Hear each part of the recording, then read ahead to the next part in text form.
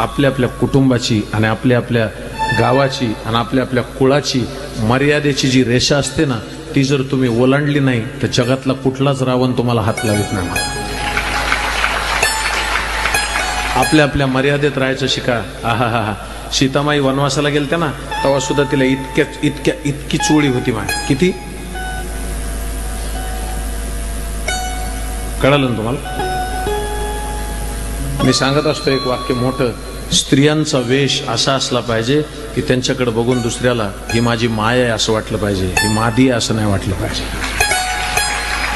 मस्तकावरचं पदर हे तुमचं आभूषण आहे, समजून घ्या. थोडंसं चांगलं जगा, पवित्र जगा.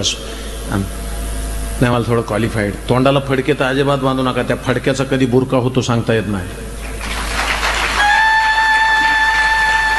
मला एक जण म्हणला, महाराज तुम्ही असं कसं काय बोलू शकता? बोलणार कोणाच्या बापाला भेट नाही महाराज. एक वाक्य मोठं बोलतो, काळीज उघडं ठेवून ऐका. माझ्या बहिणी बसलेल्या ज्यांची लग्न झालेली नाही. अरे काय तुम्हाला काय बघून देत नाही बापू? हा, मायन बाप 2-2, 5-5 वर्ष नुसते फिरतात शोध. काय बघत नाहीत? घर बघतात, गाडी बघतात, बंगले बघतात, मामा बघतात, चुलते बघतात, माय बघतात, भाऊ बघतात, त्यांचं खानदान बघतात, त्यांचा वंश बघतात. काय बघत नाहीत? बघतात ना. एवढं बघितलेलं तुम्हाला आवडत नाही, एखाद्या नालायकाच्या सोबत पळून जाता, तुम्हाला लाजा नाहीत वाटत? टाळ्या नाही, आत्मपरीक्षणाचा विषय हा. ज्याच्या घरातली पोरगी पळून जाते ना, विचारा. हे दोन्ही मायबाप समोरासमोर बसून ढसढसा रडतात ना, आम्ही संस्कार द्यायला कमी पडलो.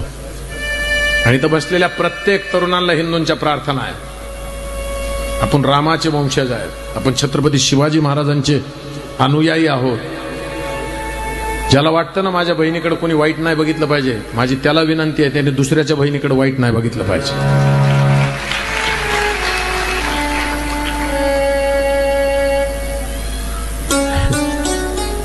लग्न करायचं म्हणलं तर शासकीय नोकरदार पाहिजे, पळून जायचं म्हणलं तर पंक्चर काढणारा बी जमतो. लाजा कशा वाटत नाही? मी नाही भेट महाराज कोणाच्या बापाला. इथून नाही बोलायचं तर बोलायचं कुठून? धर्म जागृती जर व्यासपीठ करणार नाही तर मग कोण करणार? घरामध्ये जर पोरगी टिकली लावत नसेल ना, तर ती टिकली तरच नशीब. का लावित नाही विचारा. पोरीच्या मोबाईलच्या फोनचं